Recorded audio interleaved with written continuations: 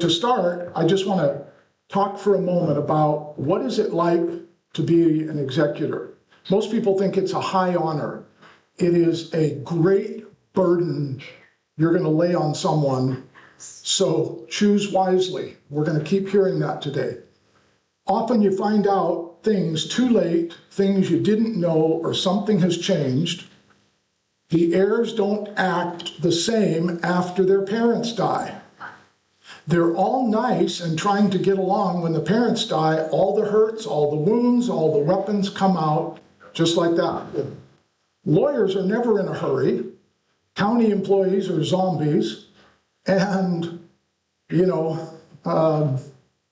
the person you need just left on vacation. You're under a microscope. You're supposed to do everything right. You're a legal fiduciary. You're under legal restraints to do things right. Being an executor is thankless, challenging, sometimes wonderfully fulfilling, and then the next, another term I made up, a lose-lose situation comes up. And not for the faint of heart. I'm not trying to sound, sometimes things just, I've heard of people, everything goes great, but it's very rare. It's a challenge, a headache. So we're gonna go through a big overview real quick. You need to have a will. It says who the executor is gonna be, specify who gets what, and if there's minor children, it names guardians. There's a lot of young couples, they go, we're gonna die. We don't need life insurance, and we sure don't need to name guardians. Never even thought about it. You ever heard of a couple getting killed in a car wreck? Who gets the kids? Which grandparents? Which brother? Now you're in court? So simple. This is what I want you to know. These are not hard, but they're almost impossible because we procrastinate, because it's daunting. It feels overwhelming, and that's why we're doing this. You need a durable financial power of attorney. Who's going to manage your finances if you develop Alzheimer's? If you're the surviving spouse, or we have widows or single people here, who's going to step in? If no one's named, the court's going to put in a conservator to handle all of your affairs, whether it's like you would want it or not. You need a healthcare power of attorney. Do you want to be kept alive or not? Do you want to have hydration, nutrition? Do you want to have every measure taken possible to keep you alive? And I want to say this, most people think the only risk is they're going to keep me alive on 4 machines and drain my estate. That has certainly happened. Here in Washington, we have a death culture. Get them dead. And so my mother was dying, my oldest sister couldn't find the healthcare directive. They would not give her a drop of water at St. Joe's in Tacoma. And I love St. Joe's, they're a really good hospital. They wouldn't moisten her lips until I screamed at them. Her lips were cracked. She went like 2 days with no hydration, nothing. And the whole goal is get them on morphine and get them dead. And we're gonna provide you today the best healthcare directive. Healthcare directive is, I'm still alive, I'm absolutely, I'm not 3 days from death. Should they do surgery or not? Someone's gonna decide. Do I want this, or do I want this procedure done or not done? Then the living will is the 5 wishes. There's so many other things other than I don't want to be kept alive, or I do. Who do you want to be able to come and see you? Do you want music played in your room? There's all kinds of things that nobody ever thinks about. Now, do you need a revocable living trust instead of a will? But you're going to have a will anyway as part of it.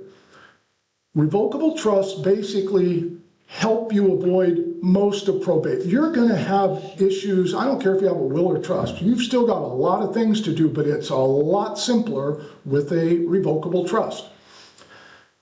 If you get incapacitated, it can help you manage things so much better than just having a will, and it can control distributions after you die. And it can't be changed like a will. Now, there's asset protection trust. We're not going to spend a lot of time on these exotic tools. It's in here later, but how many of you have a net worth above 15 million? Okay, then we're gonna skip most, that's where the estate tax level starts. When I was in the business, it was $600,000. If you had more than 600,000, the first dollar above that was taxed at 40%. People have no clue. Now it's 15 million, so you guys can sleep tonight, it's okay. Special needs trust. If you have a special needs child, someone who's been addicted forever and they don't seem to be prone to change, what's the worst thing you can give an addict other than $300,000 out of your estate? That'll be enough to kill them. Happens all the time. A spendthrift trust. You ever met people that like bling? They can blow through an inheritance. I know of family, close family, not our family, 3 kids, 20 years old around, each got 300,000. One of them blew through it in a year. You can't go without a Gucci bag. I'm dead serious. She bought multiple, okay. You name trustees and successor trustees. What if your trustee you name dies? What if they go crazy? Beneficiary review. This is often missed. Life insurance needs to be updated. What if one of your kids dies? Retirement accounts. This is where it's unbelievable. Billions of dollars get left to the wrong people because they never thought to change it. They went to work, they're single, they're an only child, so they named their best friend they work with as the beneficiary, and they never changed it, they forgot. Now they're married and they got 2 kids and they die. Guess what? Harry, my old friend from Microsoft, gets my 401k or IRA. Happens a lot. You wouldn't believe it. Even worse, the divorced spouse ends up with 400,000 because she was on the IRA and they changed everything else, but they forgot in the divorce. Still on the life insurance, maybe. And billions of dollars of life insurance never get claimed. Nobody even knew John had any. It's crucial to review IRA beneficiaries. We're going to give you, I'll mention it right now. This is a fantastic tool. I got it when I was in the business, but I tweaked it and changed it. And many of my clients told me, you now know more about me than my lawyer, my financial advisors, you know everything. It will help you really get a snapshot of everything you own, your health, all kinds of really important things on one sheet. Don't name minors directly, add contingent beneficiaries. Something might happen to primary. Did you know beneficiaries override your will? Your will can say, my 3 kids share everything, but if your IRA says your ex-wife gets it, that overrides your will. Beneficiaries are like all powerful. Same on life insurance. Now, are you going to leave things per stirpes or per capita? Most people are going to leave their assets what's called per stirpes. What that means is you got 3 kids, but one of them dies. Then if they have children, it goes to them. That's per stirpes. Per capita is if you have 3 kids and one of them dies, the grands get left out and the 2 remaining children split the entire inheritance. So it can be done either way. My favorite topic. I sold long-term care insurance for 29 years. I wish I could tell you stories. We'll maybe tell a couple. You need to have an idea of what long-term care can actually cost. We're going to look at it here in a minute. Home care, assisted living, or a nursing home. You have to decide, is it going to be, can I pay out of pocket? Should I get a long-term care insurance policy? And by the way, if you are now, unless you got a fair amount of assets, if you're, when I started, you could be 73 and still get a long-term care policy relatively manageable. Now, If you're anywhere around 70 plus or even late 60s, you're looking at a very large premium. But it's very valuable, trust me, if you need it. I had a client that needed long-term care for 23 years. And she had a policy that had an unlimited benefit with inflation rising, and it paid her for 23 years of care. Now, that's not normal, but she was a brilliant school teacher and got dementia at 54, if you can believe that. Asset protection strategies. Timing really does matter. And then write down, what are your preferences? The problem is everyone wants to stay in their home. That's their castle, right? Inheritance strategies. Are you going to leave what's equal or what's equitable? If you have a child that just, I mean this in the kindest way, but just maybe does not have full cognitive abilities, is never going to earn very much money, and you've got two other kids that work at Microsoft in management, and they're making $400,000 a year, $600,000 a year, and Tommy is never going to make more than probably in today's dollars $35,000, $40,000 a year. No, splitting it equal. Or might it be more equitable to set up a trust, have one of the siblings manage it to help him with more of the inheritance? There's a lot of these kinds of decisions. You've got to put unequal gifts in writing. House sentimental items. Do you know I had dozens of clients that told me, I'm not kidding, it wasn't the 400,000. My mom said I was going to get that picture of the farm, and my sister took it, and I haven't talked to her for 11 years. I'm not kidding. The antique sewing machine, the wedding ring, the earrings, rips families apart over weird stuff. Make it clear, write it down. Put tape on the back or the bottom of it. It's better than nothing. 3 of your kids might think they're all getting that really cool personal thing. And it literally can rip families apart. We're going to talk about this legacy letter. Very few people talk about this. It's really important. What about businesses? I had an orchardist that had been a client for several years, but he was getting older. The son had been running the orchard with him for like 12 years. The daughter wanted nothing to do with it. And the orchard was worth like over $1 million back when money meant something 20 years ago. What are they going to do? They either have to sell the orchard and kill the son's heart.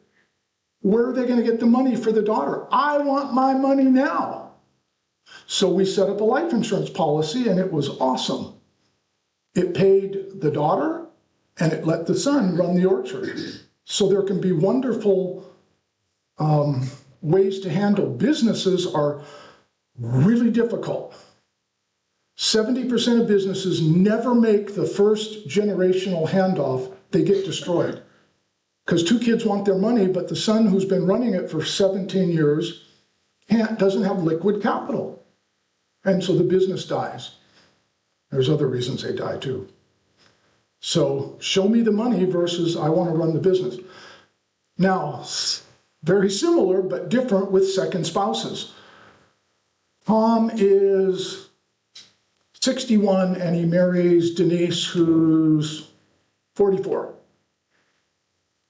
Now he's getting near end of life, but she's only 60. And the kids are 50. We're going to kick her out onto the street, out of the house? Should she get the house? The house is worth $700,000. Dad's only got $140,000 in savings and investments. How are you going to handle that? Kick her to the curb or lose the suit? So there's a wonderful tool called a life estate. Second spouse gets to live in the house till she dies. But the problem is with my scenario I just gave you, what if they're only 8 years apart? Tough decisions. Tough. Not easy. Like I said here, call the midwife. Call the lawyer. List all real estate. You're going to sell it, transfer it, or keep it in a trust. Maybe a vacation house you keep in trust. It's a family legacy. But you got to make those decisions. These are the tough ones. How do you divide a vacation house if daughter wants all the money or son wants the money now? They're not easy, but someone's got to decide. Capital gains planning is a big deal. We'll talk more in a minute. Retirement accounts, we already mentioned. Do you want to leave something to charity or to your church? Maybe someone has no children. Really crucial, if you happen to own a business in a partnership, it's really important to have a buy and sell agreement. Two guys have built a business and it's worth $4 million. Tom dies. I want my wife to get value out of that business. The business doesn't have that kind of cash. $2 million? No. Life insurance. Boom. The business pays the premiums. She gets her money. The business goes on and doesn't miss a beat financially. Really important to have clarity also who's going to take over a business. The son thinks he is, but he's not ready to run the business. You've had a manager for 30 years. He believes his loyalty is going to let him be the CEO. Either way, you can have some real fun issues. This is a really big deal. We'll talk more in a minute. Online assets, digital assets, crypto, passwords. Do you know when I went in trying to go into the email for one of the people I was the trustee and executor for? I couldn't get into the email. They're not going to let you into someone's email that's died. Crypto wallets. People have lost billions of dollars. They forgot their password. What if dad has done really well, but he hid it so well because it's so important, nobody ever finds it? It's gone. It's not in a bank. It's gone. Instructions. What about businesses that have big social media presence? And anyway, there's planning your memorial service ahead of time. All kinds of things. Passwords are a big deal now. Can't even get in to find all the photos that we wanted for the memorial. Can't get in. Minor children guardian, big deal. Disabled family members, addicted, pets. You can't believe the mental. I'm going to get shot at here, but I couldn't believe when I talked with these hundreds of people, $25,000 surgeries on their dog that's 14 years old. Mind-boggling. A lot of people leave big chunk of money for their pets. But you've got to decide that. There's all kinds of issues. Have a family meeting. We'll give you all the help you need to do this. Sit down with your children. Talk to them. Explain what's important to you. And we'll go through how to do that. Contacting an attorney or advisors for information. Emergencies, your health care. I don't care what, put me on an iceberg, but don't put me in a nursing home. Well, all these things need to be talked about. Most parents are, because we're all like this, we're silent. That's what creates so much turmoil in the kids. I think we've got to put her in a home. We'll talk more about this. Here's how you need to think about this. And it was so hard to communicate this to clients because many times the wife or the husband handles all the financial stuff, knows where all the bodies are buried, knows all the receipts, knows everything. The other one knows nothing. And here's what I would do. I'd start talking to them and say, what if you get killed by a drunk driver on the way home?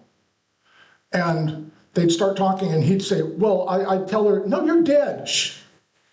She doesn't know. You can't tell her anything else. What to do, who you owed your brother money or didn't. She knows nothing. Do this as a drill. Walk into your house today when you go home and pretend like you're a son or daughter or someone walking in and nobody's told you anything. Where is everything? My clients would have warranties that were 20 years out of date, checking accounts that didn't exist, life insurance policies that have been canceled. Do you know how stressful that is for kids? Incredible. It's communicating. Now, I know a lot of stuff. That doesn't mean I'm going to do everything right. I'm in the same place as you are. And Nancy and I, we have a will, we have all of our documents, but we're now, when I had to do this, it's like, hey, baby, and she's more than me, we're going to relook at everything. It's important to review, at least every 3, 4, 5 years. Things change. Review your plan. Update it if there's been a divorce. Check all the beneficiaries. The will, the trust, births, deaths, big changes in your assets, move to another state. What are the laws here? Is my power of attorney good in Minnesota? That's a wrong state. Anything's good in Minnesota. So, that just, I have 49 other choices. Reconfirm, you named an executor. Are they still with it? Did they get hooked on drugs? Are they losing it mentally? Are they dead? Have they moved to Florida? How are they going to be your executor? Same with power of attorney. And let me say this, when you make these choices, it's your choice, not your kids, not your friends, not your pastor, not your psychiatrist. It's your choice based on your values. Don't just automatically name the oldest child. That's what 80% of parents do. And many of them are incompetent. They have no financial knowledge, no expertise, no discipline, highly disorganized. That's not the right one. Choose the youngest if they're the better qualified. And if you have to, choose somebody outside the family. But there's big issues no matter who you name. But don't just autopilot, well, we better do the oldest daughter. She's a train wreck, but we'll just name her. That's a disaster. Choose who you think will do the best. Here's why. A power of attorney has unbelievable power. They can make every financial decision. They can pay themselves huge amounts for doing all your work. They could gift money to their buddy. You want the best person on the planet that is available to be your executor, trustee, power of attorney, whatever it is. I'm just telling you because parents feel pressure. And here's the great news. You want some really good news? Whoever you name as executor and whatever your kids think, you won't have to be there. You don't have to answer for anything. You're gone. And that's good news. Create a 1-page, 2-page, 3-page. If something happens to me, key contacts, account numbers, no passwords, but document locations. Where are these things? Now, you don't want to leave them laying around in the living room or give them to a UPS guy, but don't hide them so well they're never found. And I'll just give you it for free. I think it's in here later. Well, it's right here. If you don't have a safe or something, a second best is really well wrapped. A notebook, put it in your freezer. That's the most fireproof place other than a fireproof safe. And nobody usually looks under the beans and butter in your freezer.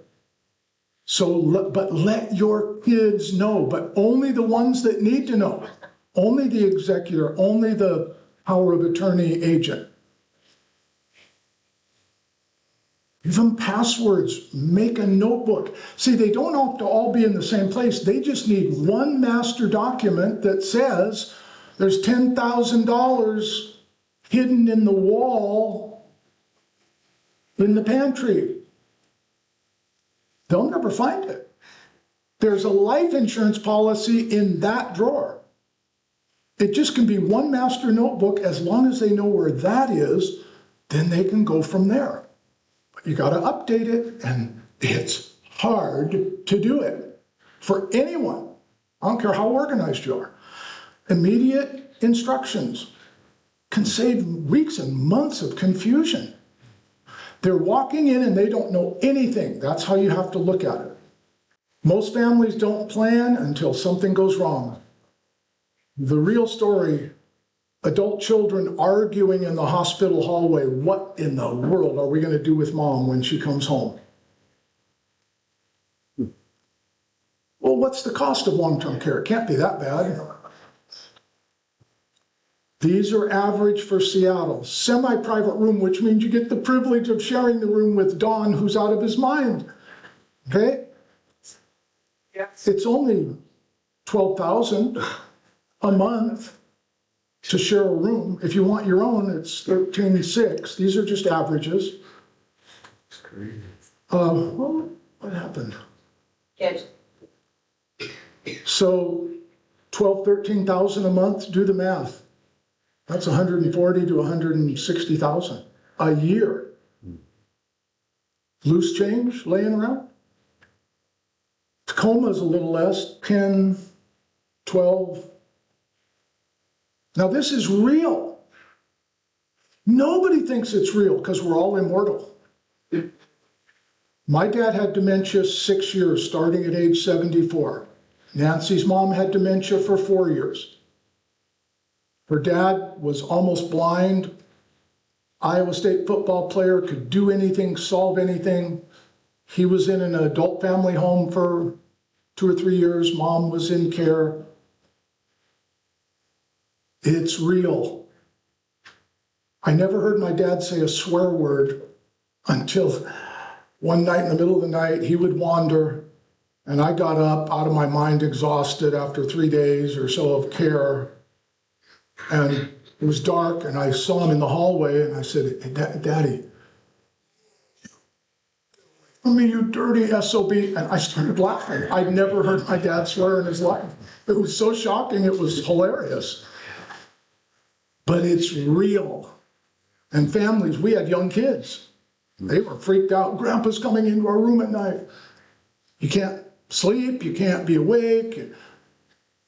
Crazy. Assisted living is $5,000 to $6,000 a month. That means you're fully functional, but you just need a little bit of surrounding care. Here's a big question for you that are retired. Other than long-term care, what financial risks do you actually face that could wipe out your life savings?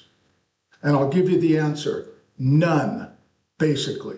You don't have any other risks that can cost you 140, 70, 80,000 a year. Think about it. All my clients were freaked out, all the unknown. No, it's just one major risk that has to be at least thought about, talked about, addressed. There are no magic answers. Just get rid of that thought.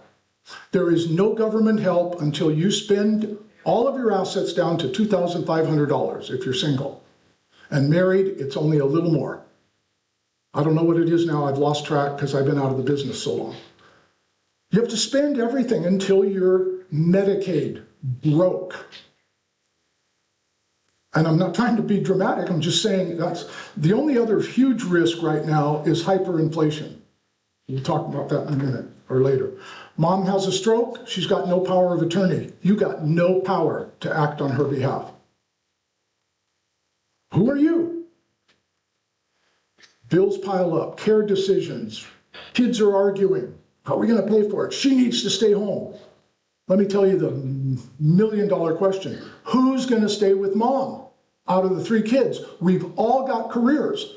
And likely we're at our highest earning years right now. The last 10 years before we retire, 5 years. I'm doing it. You do it. It used to be the oldest daughter. They lived on a farm. She would come over and take care of mom or dad. Oldest daughters are a manager at Amazon now, or got kids at home that are teenagers. And again, I'm not trying to be dramatic, but this is hyper real when it happens. I never thought my dad would get dementia. Nance's mom was a brilliant teacher. Her dad is a football player, do anything. There's no magic answers. This is why you want to have a family meeting and talk about these issues so they don't have shock and awe if something happens. Who pays the bills if I can't? Who talks to doctors? Who decides care and housing? What assets are we going to use?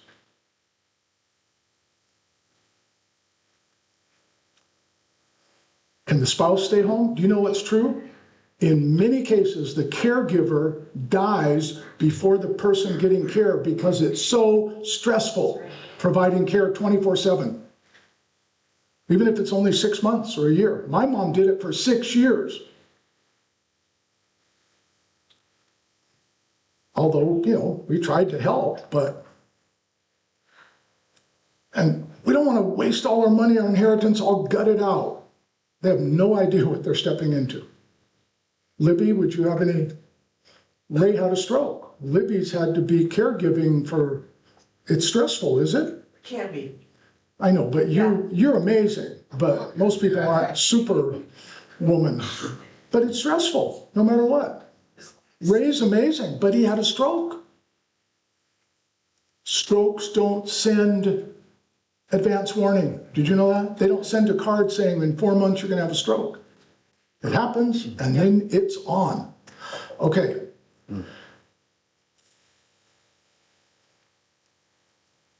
Huge frustration, anger. Do you know many spouses start getting hit and abused because the caregiver so stressed out that my dad would say, "Get out of my way, I'm late for work," to my mom. What's she going to do? He was still strong. He finally had to be in the nursing home for a little while. I came to visit him, and God is my witness. I come in, and he's walking down the hall with a wheelchair strapped on his back. That's how strong, because he was getting out of there. How is a little lady going to tell him, "No, you're not going to work"? I came in one day, and he's leaning against the wall, shaking, saying, "It's falling on me." You do that 24/7, and pretty soon, you're saying, "Come to the table, Rick. Who are you?" Finally, it's like, so I'm not trying to be dramatic. I'm saying these are real. I don't care if you're a wonderful Christian, an atheist, it's real. That's right. Okay. I'll deal with it later. That's the old mindset. You got to have a new mindset. Nope, today is the day. We got to start. We don't know everything, but we're going to start. Earlier you plan, you got more choices. Where do we want finances? What about this? Do we want to start gifting? By the way, well, I'll just give all my assets to my kids and then I'll be broke. Used to be a 2-year, what they called a look back period. If you gave any gift in the last 2 years, didn't count. You weren't qualified. You had to wait. Now it's 5 years. How do you plan? When do you start gifting assets? What's that going to do to our finances? These are not easy. A calm, clear meeting to talk about all these issues and lay it out clear, And here's our priorities. We want to stay home, definitely. And we, you have to talk. And then that lets the kids be brought into your world. We've already gone over these. 70% of people over age 65 are going to need some kind of care before they die. It may not be for 2 years, maybe for a month, or it may be light, but most are going to need some kind of help. These are the long years. That's what I named them. They're the long years. Every day lasts a month. And I'm not trying to be negative. I am trying to jolt you to say these are real. And I already told you Nancy's in my experience. And I told you that one woman married to a rocket scientist, master's degree, PhD, and she got dementia at 54.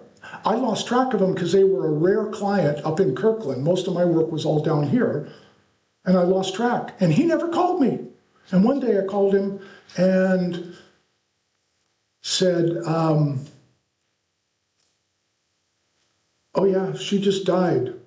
I think it was like a year and a half before. She needed care for 23 years. Now that's off the charts, but again, 5-year look back. If you give gifts and it's been within 5 years, you got to wait longer. And I don't even want to talk about all these specifics because I've lost track, but guess what you're going to get if you go to our website? I'm not trying to drive you to our website. That's just the easiest place to put it because I need help. We're giving you links to all the WAC code, all the Washington State code on long-term care, this, that, probate, but it'll all be there, so you don't have to go looking for it. And it will really help you get familiar. Good records, really important.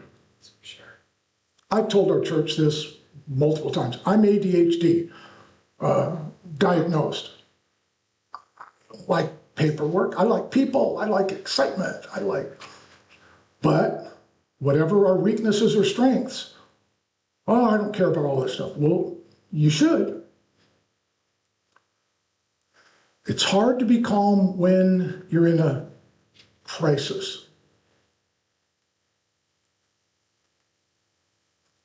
Like I said, we'll give you everything so you can really know just what you're looking at. One spouse usually goes first. Now their survivor has immediate needs to have funds and this and that and knowledge and where are the records, and the more organized, oh my goodness, can't tell you. You got to adjust on the fly. Someone's just died who's the most important person in your life for 43 years. I don't want to talk about records. Some things have to be done right now. They're important.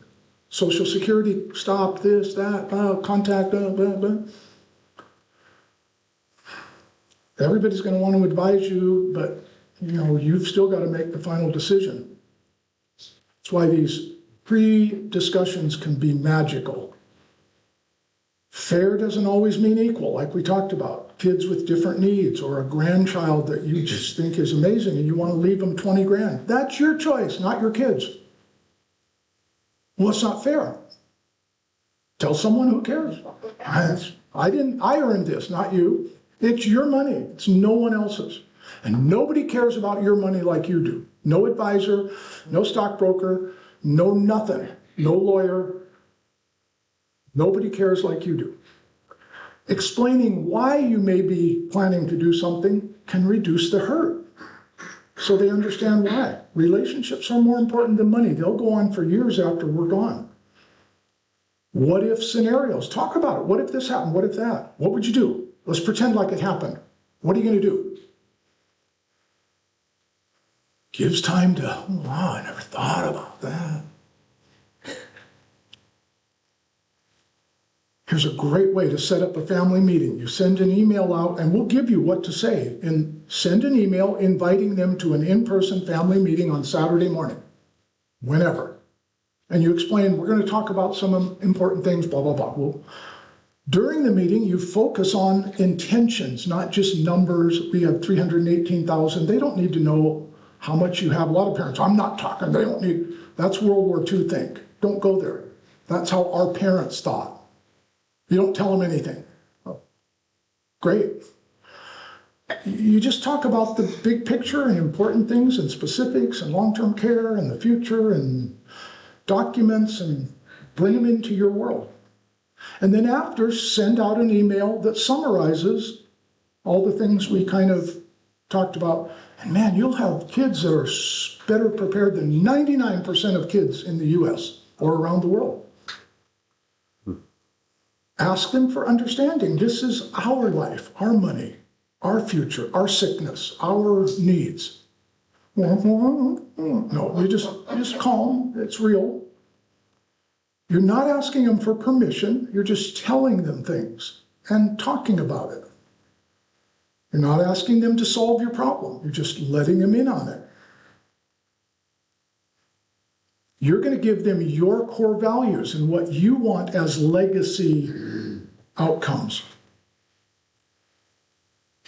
You can set all the parameters. Don't go with talkative son who wants to take control. Hey, no, this is our meeting. Review, review, review, review.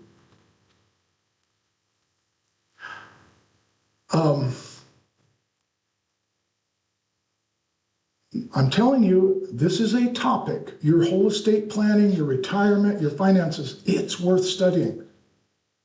You know, a lot of people spend more time shopping for a lawnmower than thinking about these things, because that's now my new car.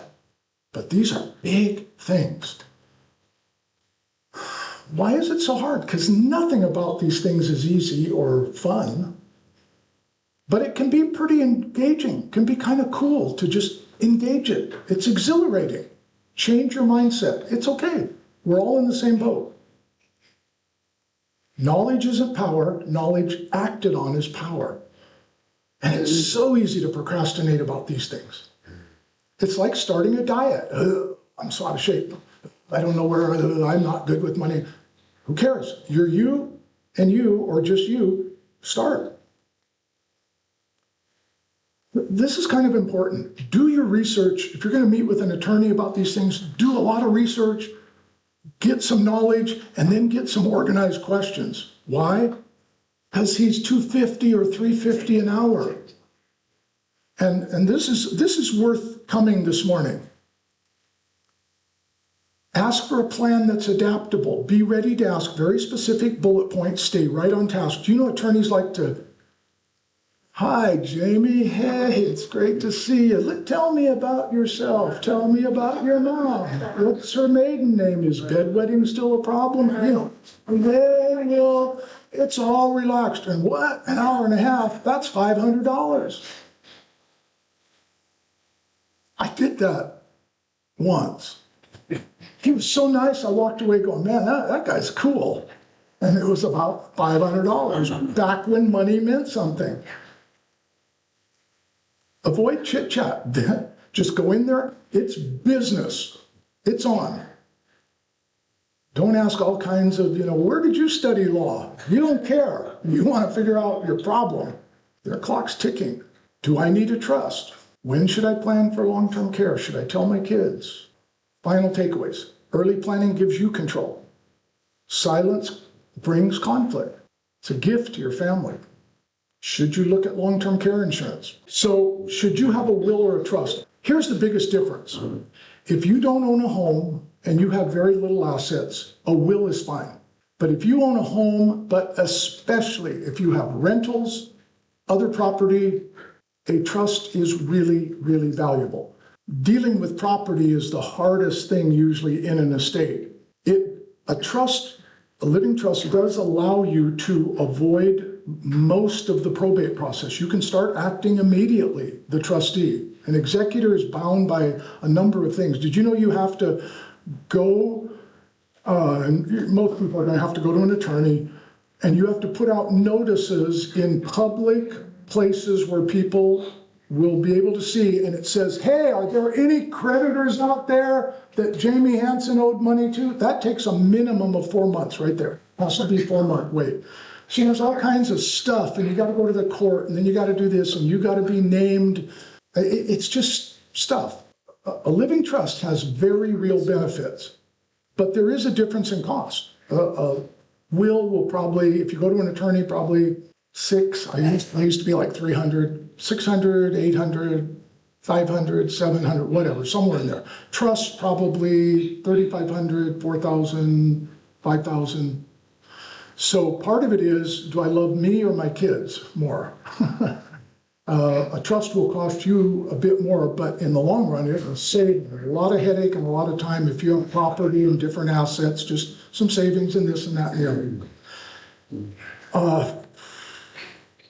Much harder to contest a living trust. If you've got adversarial kids or an adversarial ex-spouse or whatever, it's worth getting a revocable trust. They're very difficult to contest. A will is easy. Do you know every will is open to the public? Right now, I could take all of us down the county city building and you tell me someone who's died and we can grab it and see what they have or what they had, it's all there.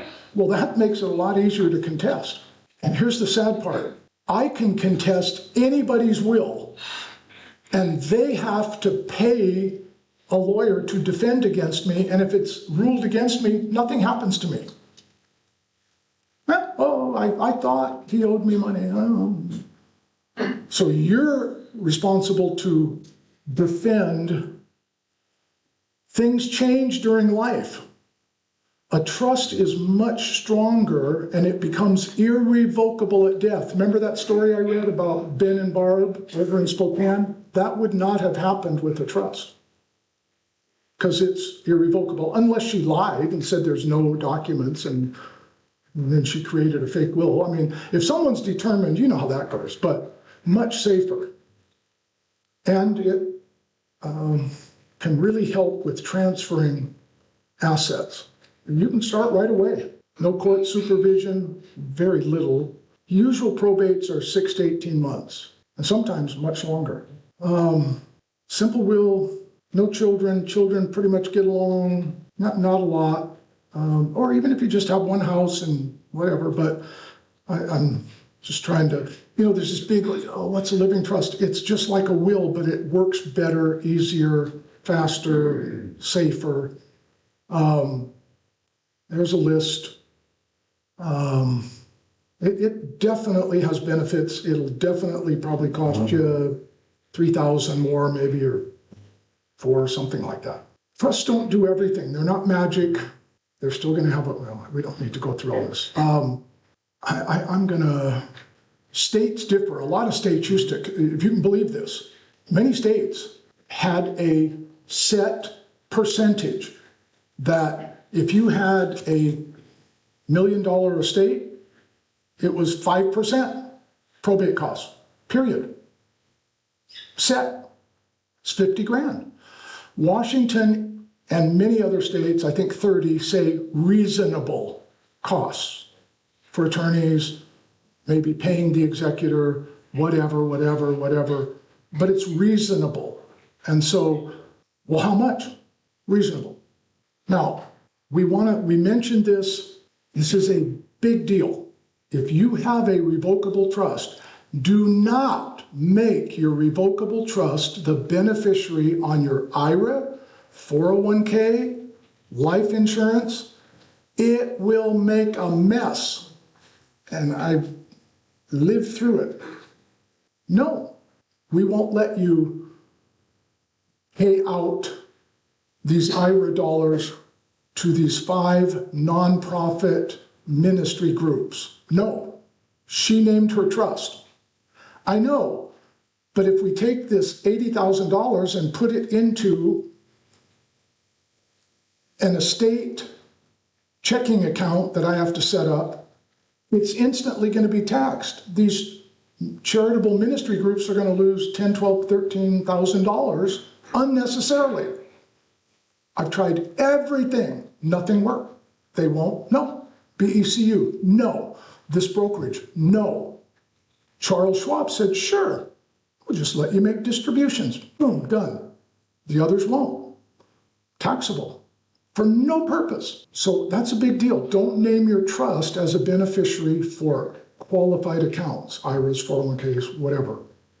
So let's say that you have $400,000. It's in bank CDs, money market, checking, account with Schwab, blah, blah, blah. And you say, I don't want my kid to have to go through all that stupid probate.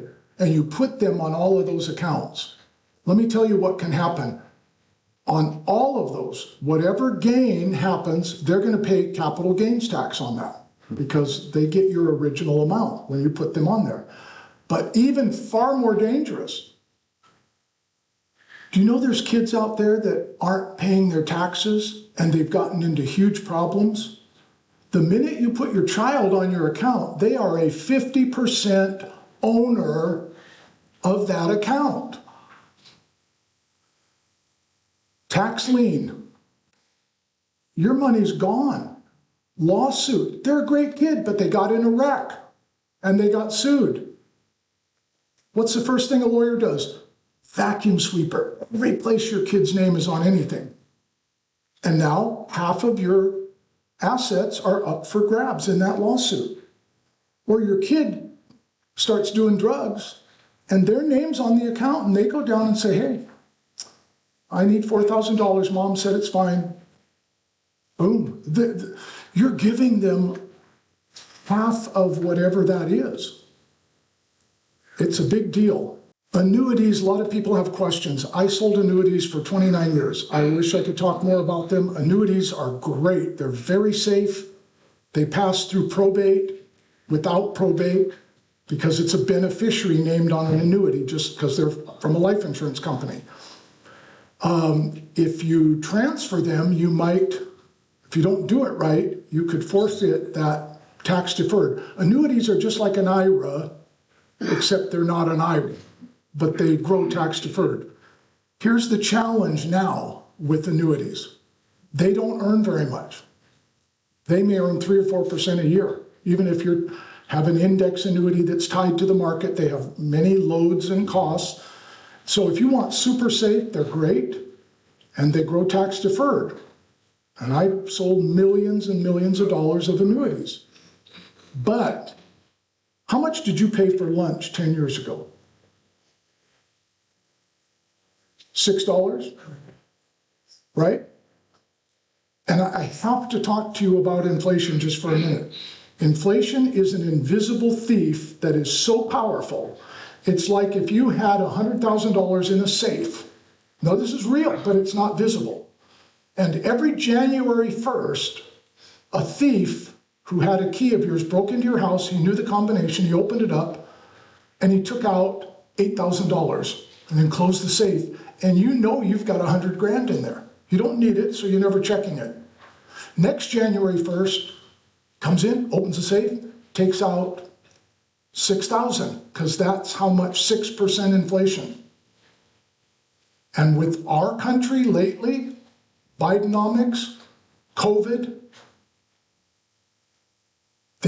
we have a $38 trillion debt. About $8 trillion has been shot out into the economy over the last few years. You have no idea what $1 trillion is. $1 billion is this: if you started a business the year Jesus was born and you made no profits, okay, and you started with $1 billion and you lost $1,000 a year, you'd still be in business. And you could be in business for another hundreds of years. These numbers, we get so used to them. $1 trillion, you have no idea.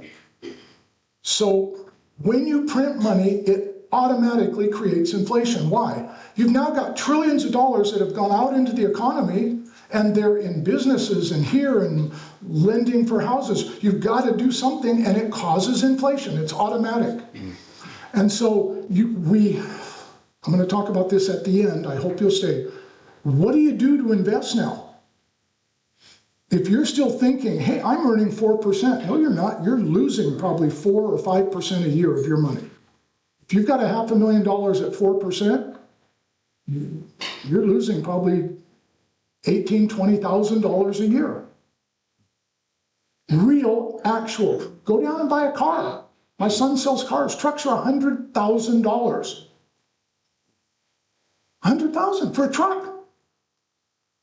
Buy anything. I like to do toilet paper at Costco. You know, it used to be $14 for those.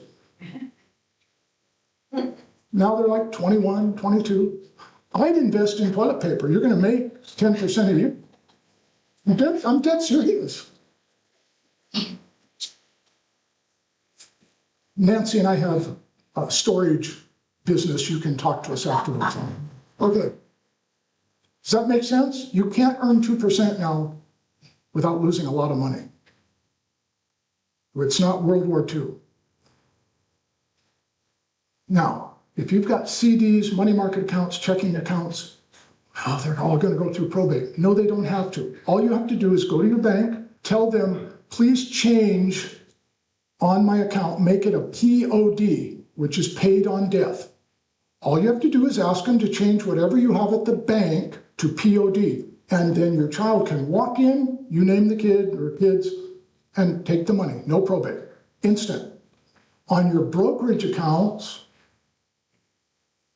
what do we title them? POD. transfer on death. And your stocks, bonds, mutual funds, your kids can go get them immediate. There's no waiting. TOD, POD, just remember those.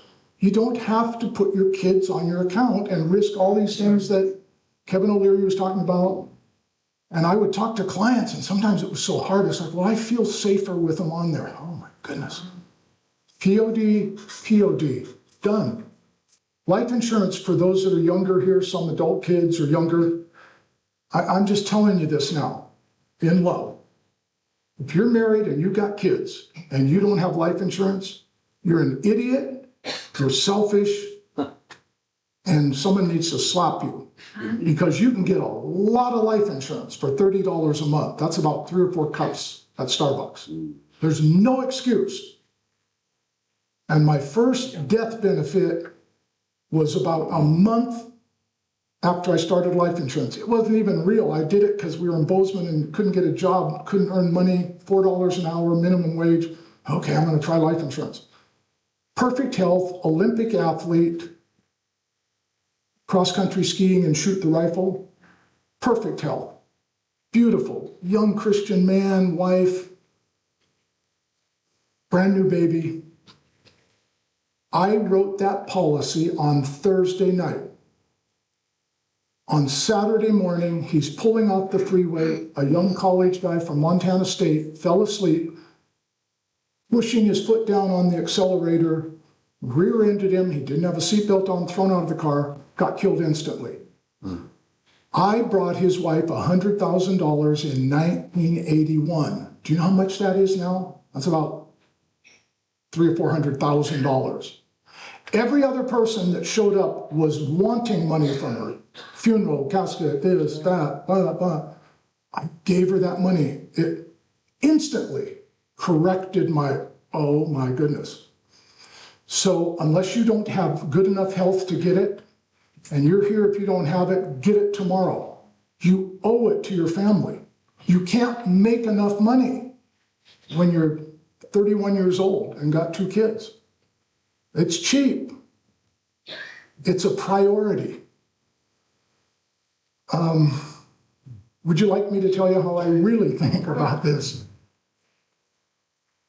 Cars, trucks, boats, they don't need to be put into a trust if you're using them every day, unless it's some super valuable collectible car or truck. It's just too much of a hassle. You're going to sell it in 3 years or whatever. They don't need to go into a trust.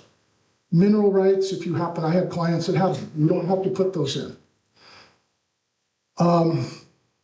Your IRA should not be put in your trust. We've already talked about that. If you have an HSA, health savings, doesn't go into a living trust, right? Oh, how am I going to remember all this? Remember, we're going to give you all, we're going to put this video on there and all kinds of documents, stuff you can look back and read and step by step how to do it. So don't panic. I just wanting to get your attention this morning. If you have active financial accounts, your $6,000 in checking, don't put that in the trust. It's just too complicated. Just leave it. It's no big deal. POD, right? TOD. You don't have to put it in. It's more hassle sometimes than it's worth. Documents you forget, you change banks, and if you happen to have assets outside the U.S., don't put them in your trust. There may be all kinds of different laws, rules. You need to find out what's going to happen at death from Ireland or wherever.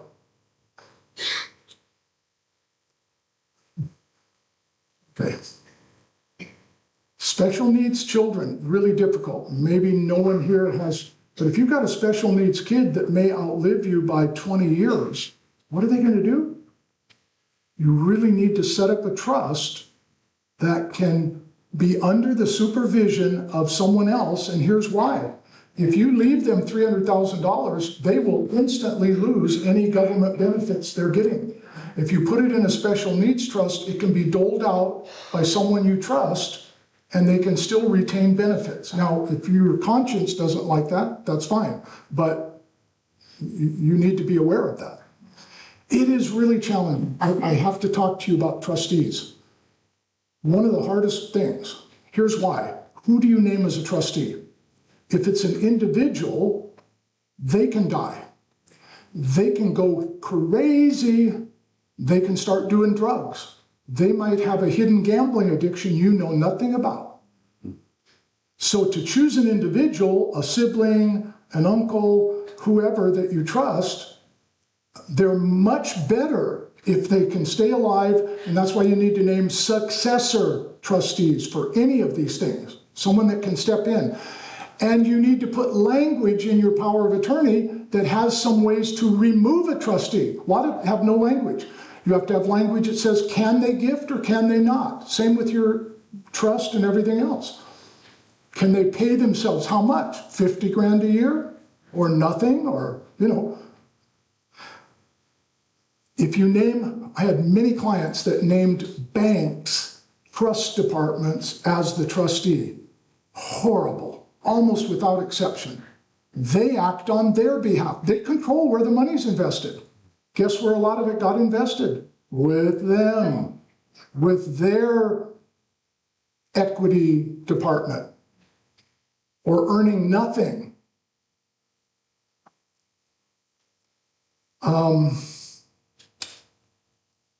You may want to leave money to a troubled kid or whatever, that they can only buy a house with it, or they can only start a business, or they can only get their money if they pass drug tests or whatever. You can put in whatever you want.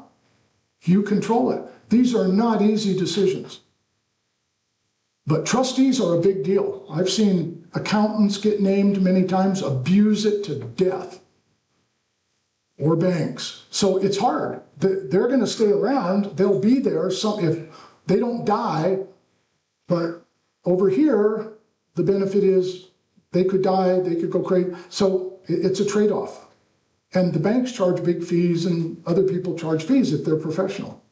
Like I said, we're not going to go into all these exotic trusts. If you know anybody that's wealthy, have them listen to this video. It's really important to plan for estate tax if you fit that 15 and above. By the way, I thought it was ironic. Washington has the highest state estate tax. Federal estate tax starts at 40%. Washington starts at $3 million, way below the federal. So if you have more than $3 million, you're going to start at 10% at $3 million, and it graduates up. And if you have more than $9 million that you leave, your kids are going to pay 35% on every dollar above that, plus 40% federal if they hit 15 million. Estate taxes can wipe out huge amounts of an estate, but aren't you glad you're not in that category? Washington is one of 9 states that you can have a community property agreement. It's an agreement between spouses that all of their property is community. So when one spouse dies, everything just goes to the next spouse, no probate. It simplifies things. It controls how it passes at death. But second marriages, other things, a wife's inheritance, big deal. A wife has a separate account for her inheritance. She inherited $600,000. She writes one check out of that account to pay an electric bill. It's joint property. And I could give you horror stories. I had a client, had lived in California. A woman came from Eastern Europe, Estonia. She had told all her friends, I'm going to find a rich American and I'm going to take him to the cleaners. It's exactly what she did. He was worth like $1.5 million. She had nothing. They'd only been married a few years. California gave her, like $600,000-$700,000. They'd only been married a few years, no kids. She brought nothing in. She didn't work. But he had made a couple of mistakes. So these can just be amazing. Anything you own before marriage can be retained as separate property. A lot of times parents are not happy if their kids are like, oh, Tom's so wonderful, he's amazing. He used to be in the mob and he's still dealing drugs, but he's so loving. You know, keep it separate if you want to. Because as soon as you join, it's joint, it's community. CPAs means community property agreements, not accountants. Everything automatically transfers at the first spouse's death, avoids probate, simplifies, provides a full step up in basis. So if you bought a house together and now it's worth $600,000, community property says you bought the house at $600,000. Even though you didn't, there's no taxes. Did you know that if you have an IRA, here's what 90% of people that go to church or support charities, here's what they do. They hit 70 and a half or whatever age. When you reach a certain time, you have to start taking money out of, it's an IRS requirement to start taking distributions. They've let your IRA, 401k, 403b, whatever it is, grow with no tax for the last 10 years, 20 years, 30 years. So they say, you're gonna die fairly soon. We're not gonna let all of that grow without any tax, and then you just pass it on with no tax. So when you hit, depending on when you were born, 70 and a half for me, 72, whatever it is, they say you gotta take out so much, and it's a percentage, and that percentage gets larger. So maybe the first year you have to take out $6,000, and then $6,700 the next year, and $7,100. They say start taking money out. Well, here's what most people do, almost everybody. They take out their $6,000, they still have a pretty good income, they don't need it. They take it out and put it in their bank account, it gets added to their income, it gets taxed, and then they give $6,000 to their church that was already taxed. These qualified charitable distributions, you can work it out with your brokerage or bank or whatever, and if they won't, then go somewhere else, that instead of you taking it, you take the money from the IRA and pay it directly to the church or the charity, and guess what? Never taxed money gets taken out without tax and given to the charitable organization, and there's no tax. Why have it taxed and then still give money contribution? It's more efficient, and many people have IRAs. So you can give more without giving more. Does that make sense?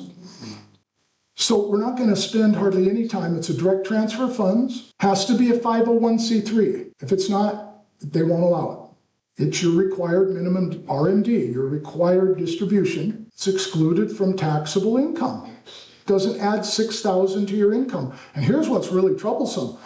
That $5,000, $7,000, $10,000 that came out of your Boeing 401k rollover to an IRA might push you up into a new tax bracket, and those last IRA dollars might get taxed at higher than everything else because it pushed your income up to a new threshold. It's different than just taking it and then donating after-tax dollars. Who's eligible? Well, obviously, you have to be 70 and a half or older at the time of the distribution. I shouldn't say obviously. You have to use a traditional or inherited IRA. 401ks are not eligible. As long as they're with the company, you can't do it. It's only after it rolls over into an actual personal IRA. It doesn't matter with a Roth because they're tax-free withdrawals, so that doesn't help on a Roth.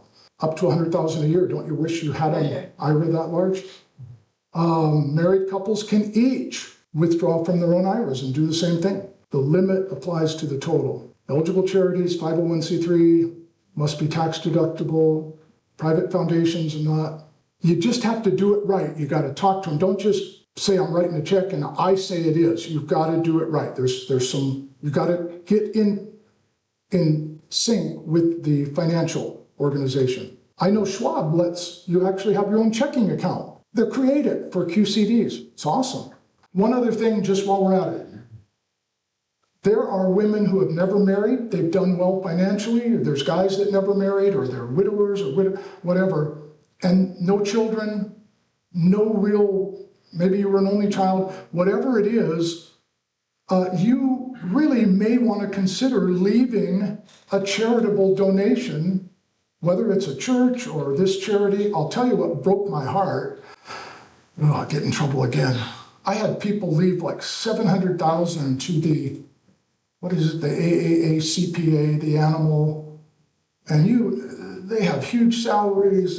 You really want to check a charity. And there's a place called Bright Star or something. See, I'm so rusty, I'm not in the business anymore. But you can look up any charity and see how much they spend on overhead. Some of them are 80%. Most of them marketing costs are 40, 50%. What I want to talk to you about now is extremely important. I want to talk to you, the last thing I want to just share with you, because this is so important and this is really difficult because I can't tell you where to invest. what to do, tax advice, I can't. But here's what I'm gonna just give you a burst. We are no longer in normal financial times, that all these rules get a good mix of stocks, bonds, mutual funds, do this, do that. We are coming into some very chaotic times. I'm going to give you some general opinions, but I feel I have done hundreds of hours of research. We have a $38 trillion debt. There is no way to pay off that debt. The only way to pay it off is hyperinflation, where dollars are basically worthless that you're paying off that debt. There's no way to pay that off. No way. Another way is to, all of the central banks in the last couple of years especially have been hoarding every bit of gold they can get. Why? Why would they do that? The whole financial system is based on what's called fractional reserves, fractional reserve banking. All of our founding fathers warned if the United States ever gets a central bank, they're on their way to destruction. Banks take your money that you put in a CD, a money market, a checking, whatever, and they can lend it out 7, 8, 10 times. You put 50,000 in, they can loan it to Jim, to Mary, but there's only 50,000 backing up 8 loans. It never has been a problem because there's never been financial catastrophe saying, give me the money. Same in the silver market. I'll just give you an example. The Silver COMEX, which is the largest holder of silver in the United States, has loaned out on paper. There's a paper silver and gold market. You don't get the actual physical silver. You get a paper that says you own 400 ounces of silver in a vault, but it's not there. And it's never been a problem because they were happy to just get their dollars. They didn't say, I want my silver. Well, have you noticed anything in the last 48 hours? Or the last month and a half? Silver went to $118 the day before yesterday and dropped to $84. 74. Today? Yesterday. Well, ended at 84. Okay, I didn't. This is not normal. This is not just a little. There's a huge amount of manipulation going on. Silver's needed in every weapon virtually in the United States. It's in every solar panel. It's in every one of your phones. It's in thousands of electronic. The U.S. mines, recently there's been a mandate for the military to gather 500 million ounces of silver because our military is in terrible lack of silver. That is 15 years of U.S. silver production. So there's a hunt. Elon Musk bought in December, when silver was $67, he paid $87 an ounce and locked up from the 3 largest producers in the U.S. either a quarter or a third of the annual production in the U.S. for SpaceX. Not Tesla even, just SpaceX. And he made him sign a non-compete with NASA. They can't get any of your silver, and about 4 or 5 other competitors. So that doesn't even talk about jewelry. We're just talking military and industrial use. Silver's now designated a strategic metal. China controls 70% of the silver processing.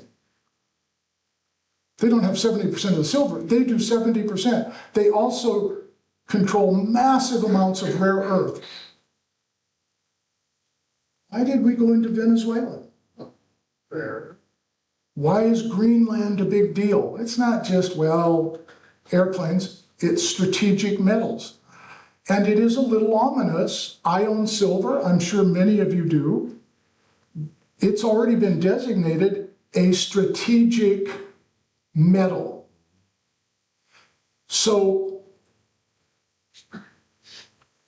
central banks are finally kind of running to the end. But here's what I want you to know.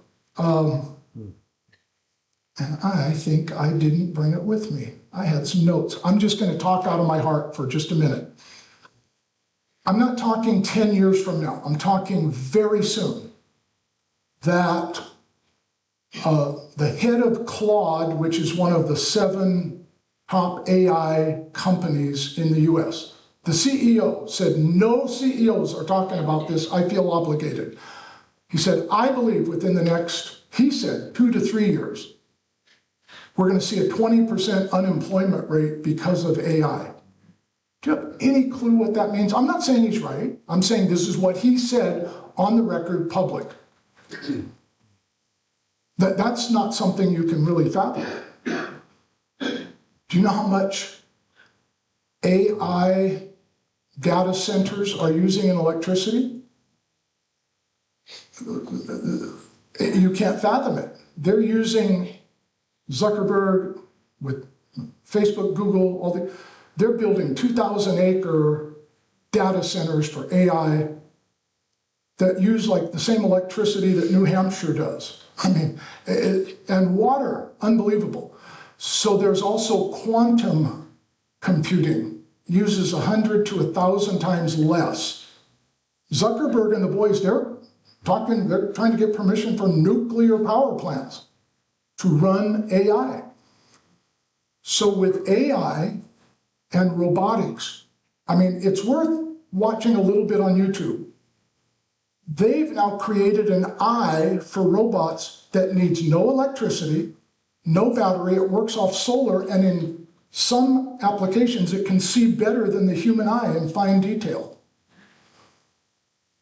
So robotics are getting crazy to do work, basic jobs, and I'm not trying to say, again, I know what this sounds like, Debbie Downer, but I'm saying have some conversations with your grandchildren. What are they going to study in college? Something that's going to be nursing, this, financial services, management positions. AI can do it better than humans. So it's super important. What are they going to aim for? We're not in Kansas anymore. This is a whole new world. And more important to you and I is we are going to have the entire financial system change in the next very few years to where everything will be digital. They're building the rails for it. And see, cryptocurrency, crypto coins, I had no idea. It's like, what are you getting? Coin? What in the world is a crypto coin? Crypto is simply technology. And there are many companies that have already built the rails. There's one company, and I bought it because Bitcoin and many of the meme coins are just like collectible baseball cards. They're not fast enough. They don't have a utility purpose. Others, here's what's coming.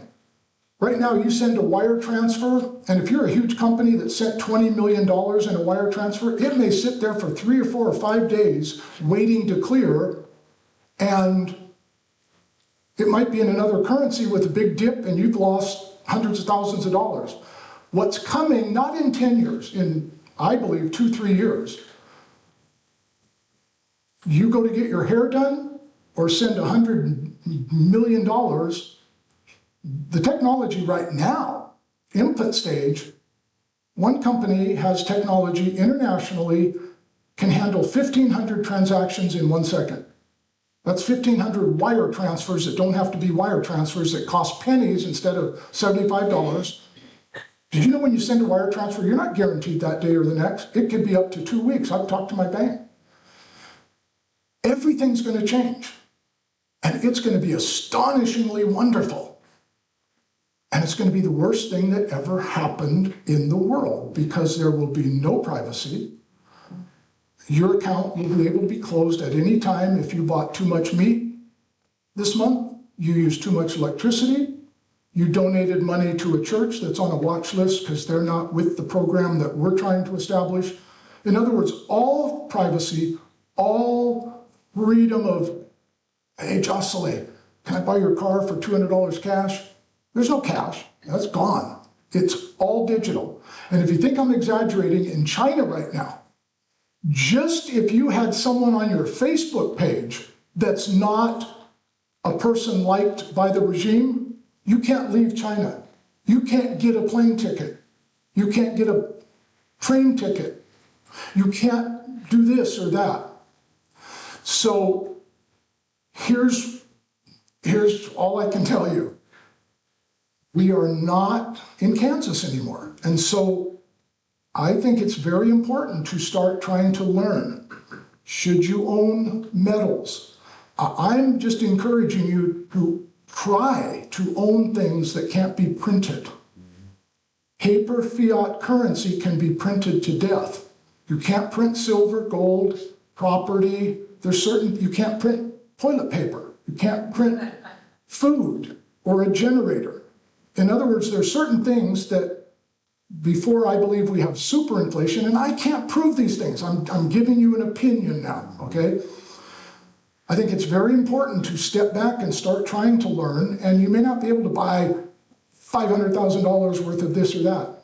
Start buying a little bit monthly of this or that or whatever. You may not be able to buy 280,000 acres like Bill Gates, but maybe hang on to real property that you thought you might sell. I don't know. I can't tell you what to do. But I'm telling you, if you've got all your money at 1%, you're in trouble. And I do need to tell you this, and I'm not trying to create panic or anything. And but I think it's important. Several years ago, you remember the bailouts? The huge banks got bailouts, 2008. Those are not going to happen again. Legally, right today, not sometime, this has been for several years. When you give your money to the bank, $20,000, it is no longer your money. It belongs to the bank. It's an asset of the bank that is subject to their creditors. Now, but there's FDIC insurance. Right. There's less than a penny for every dollar in the banks. All my old clients used to come in and go, we've got FDIC. They think there's a bag of money in the basement with their name on it. It's not remotely enough money. They can bail out so many banks. Silicon Valley Bank, remember a few years ago? These banks started going down and they pump money in. But if everything hits the fan, that is not your money anymore. It's the banks. And it's what's going to be called a bail-in. You bail out the banks with your money or my money. Oh, you should take all the money out of the bank. No, I'm not saying that. I'm just saying be aware, at least, that that's reality. So Warren Buffett said, never bet against the US dollar. And there's some real truth in that. The US dollar just strengthened a bunch. That's part of this whole. So nobody can perfectly predict the future.